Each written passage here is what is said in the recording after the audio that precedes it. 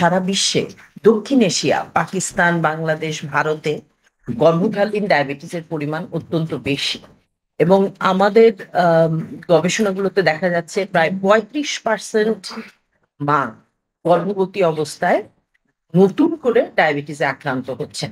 এছাড়াও অনেক ডায়াবেটিক মহিলা আছেন যারা গর্ভবতী হচ্ছেন।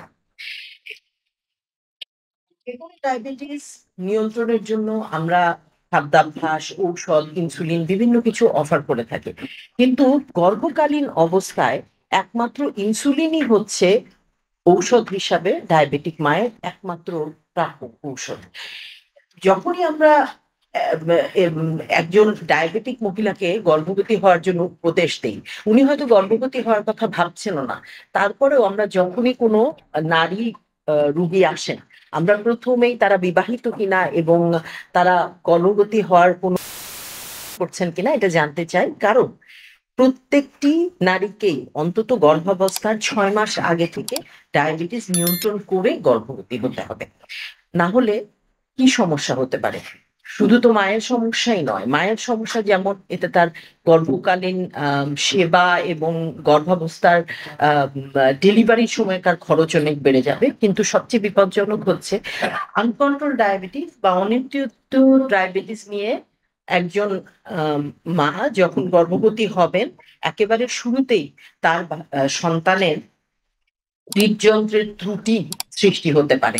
এছাড়াও বহু ধরনের প্যালেট, নিউরাল ডিফেক্ট, ম্যাক্রোসোমিয়া এই ধরনের অনেক ব্যাপার থাকে, যেটা বাচ্চার সুস্থতা, জন্মের পরে সুস্থতা এবং ডেলিভারির প্রসবকালীন জটিলতা বাড়িয়ে দিতে পারে।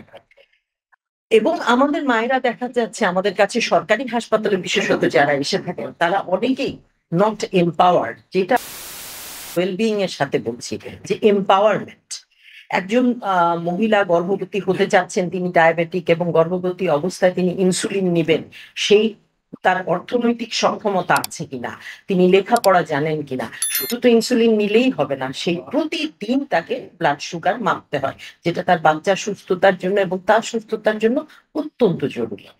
এই জন্য কিন্তু আমাদেরকে আমাদের সরকারকে এগিয়ে আসতে হবে, কারণ আমরা জানি বৈষম্য বিরোধী স্লোগানের সাথে নারীদের প্রতি বৈষম্য অবসান করাটাও আমাদের অত্যন্ত একটা জরুরি প্রতিপাদ্য। এবং ডায়াবেটিক মা সেটার মধ্যে সবচেয়ে বেশি গুরুত্ব পাওয়ার একজন দাবিদার। সুতরাং বিশ্ব ডায়াবেটিস দিবসের প্রাক্কালে আমরা গর্ভকালীন ডায়াবেটিসের বিষয়ে বিশেষ গুরুত্ব আরোপ করার জন্য আহ্বান